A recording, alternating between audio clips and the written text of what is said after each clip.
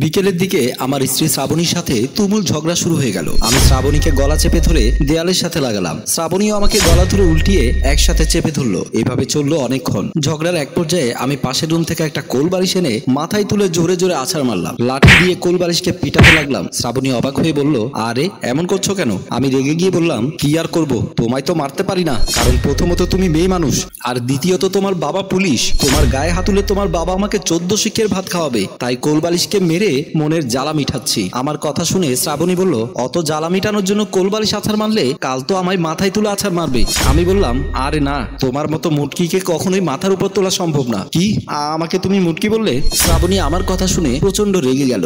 Bag গুছিয়ে ফেলছে, বাপের বাড়ি চলে যাবে, আমার সাথে আর সংসার করবে না। কয়েকদিন পর আমাকে নাকি ডিভোর্স লেটার পাঠাবে। রুম থেকে বের হবার সময় আমায় বলল, আমি তো এখন পুরাতন হয়ে গেছি, তাই আমাকে মুটকি লাগে, কিন্তু ভার্সিটি লাইফে এই মুটকির পেছন পেছন অনাথ কুকুর বাচ্চার মতো ঘুরতে তুমি আমাকে কুকুর বললে? তুমি কুকুরের চেয়েও নিচু স্তরের।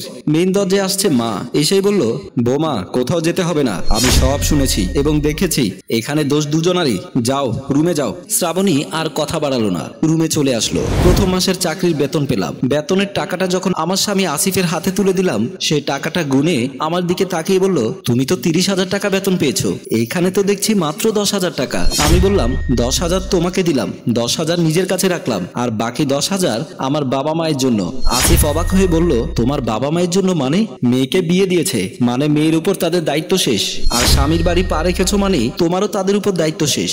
আলাদা করে উনাদের প্রতি মাসে তোমার টাকা দিতে হবে না, দাও বাকি টাকাটা দাও। আমি বাবা মায়ের জন্য যে টাকাটা আলাদা করে রেখেছিলাম সেই টাকাটাও আসিফের হাতে তুলে দিলাম। আসিফ টাকা গুনে বলল, তোমার নিজের জন্য টাকা রাখতে হবে কেন? তোমার যা লাগে সবই তো আমি দেই। আসিফের কথার ধরন দেখে বুঝতে পেরেছিলাম কি বোঝাতে চেয়েছে। আমি আমার জন্য রাখা টাকাটাও চুপচাপ তার হাতে দিয়ে দিলাম। পরের দিন মার্কেট থেকে একই রঙের দুটো শাড়ি এনে শাশুড়িকে দেওয়ার পর শাশুড়ি বলল, বৌমা একই রঙের দুটো শাড়ি এনেছো কেন?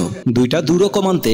আমি বলেছিলাম, একটা আপনার জন্য, একটা আমার মায়ের জন্য, অর্থাৎ আপনার বেআইনের জন্য। সেদিন শাশুড়ি বিরক্তি হয়ে বলেছিল, তোমার আল্লাহ দেখে বাঁচি না, মেয়ে মানুষের বিয়ের পর স্বামীর বাড়ি সব, এত বাপের বাড়ির কথা চিন্তা করলে হবে? শাশুড়িও কিছুটা তার ছেলে আসিফের মতোই। মাথা নিচু করে বলেছিলাম, ঠিক আছে, আর বাপের বাড়ির কথা চিন্তা করব না। পরের দিন সকালে অফিসে যাওয়ার সময় আসিফকে বললাম, আমাকে ভাড়া বাবদ 200 টাকা দিও, আর শোনো, বাসায় ফেরার সময় আমার জন্য নতুন 2 সেট ব্রা প্যান্টি নিয়ে এসো, আর হ্যাঁ, ফার্মেসি থেকে 1 প্যাকেট প্যাডও। ব্রা আনার সময় ভুল সাইজ এনো না কিন্তু, যদি আনো তাহলে তোমারই আবার সেটা চেঞ্জ করে আনতে হবে। কথার ধাক্কাটা হয়তো আসিফ নিতে পারেনি, তাই বোবা হয়ে দাঁড়িয়ে রইল। আমি মানিব্যাগ থেকে 200 টাকা নিয়ে অফিসে চলে গেলাম। অফিস থেকে ফেরার পর সন্ধ্যাবেলা শাশুড়ি একটা শাল দেখিয়ে বলল, এটা তোমার ননদ রিনা আমার জন্য কিনে পাঠিয়েছে, কেমন হয়েছে বৌমা? কিছুটা অবাক হয়ে বললাম, রিনার তো বিয়ে হয়েছে, সে শাশুড়ির জন্য শাড়ি না কিনে কোন আক্কেলে আপনার জন্য কিনেছে? বিয়ের পর শ্বশুর বাড়ি মেয়েদের নিজের বাড়ি, জানি না রিনার এত আহ্লাদ কেন। যাই হোক, শালটা আমি নিয়ে গেলাম, পরে সময় মতো রিনার কাছে পাঠিয়ে দেব। শালটা খুলে নিজের রুমে চলে আসলাম। কিছুক্ষণ পর আসিফ বাসায় ফিরলো। আমি শুয়ে আছি, তাকে জিজ্ঞেস করলাম, আমার জিনিস এনেছো?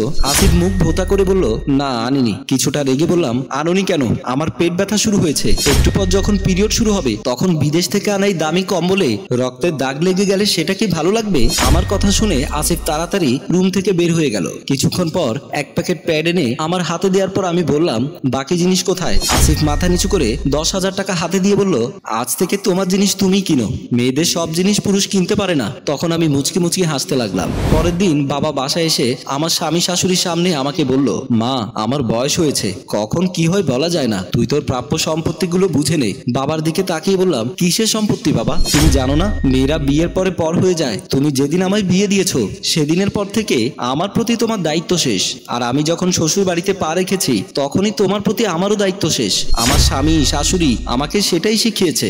বাবা অবাক হয়ে বলল, মা এসব তুই কি বলছিস?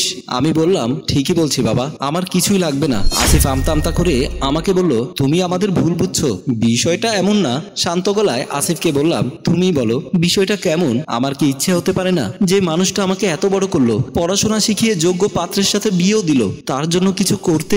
আজ আমি চাকরি করছি, সবটা তো উনার জন্যই। উনি তো চাইলেই পারতেন ওনার মেয়েকে পড়াশোনা না করাতে। আমার বিয়ে হয়ে গেছে বলে ওনার প্রতি আমার সব দায়িত্ব শেষ হয়ে যাবে? মেয়ে বিয়ে দিলে যদি বাবা মায়ের দায়িত্ব শেষ হয়ে যেত তাহলে পৃথিবীর কোনো বাবা মা মেয়ের শ্বশুর বাড়িতে আসতো না, আর আমার বাবাও আসতো না আমার প্রাপ্য আমাকে বুঝিয়ে দিতে।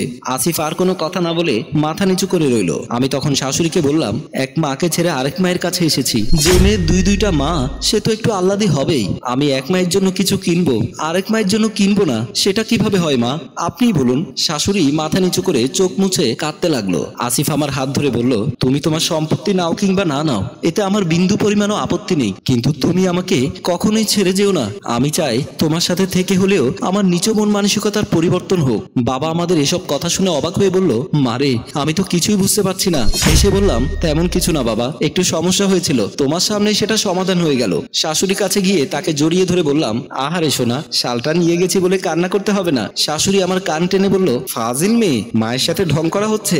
শালের জন্য না, আমি আমার করা ভুলের জন্য আর এক মেয়েকে বিয়ে দিয়ে আরেকটা মেয়ে পেয়েছি, সেই খুশিতেই কান্না করছি। সম্মানিত দর্শক, মানুষ কখনো ভুলের ঊর্ধ্বে নয়। সংসার জীবনে এমন সমস্যা হতেই পারে। আপনার প্রতিবাদের কৌশলটা শুধু একটু অন্যরকম হোক, যেমন সাপও মরবে লাঠিও ভাঙবে না। গল্পটি রচনা ও প্রযোজনায় মঞ্জুর মোর্শেদ, পরিচালনায় রেজাউল কবির চৌধুরী, ক্যামেরায় হানিফ ও শিহাব।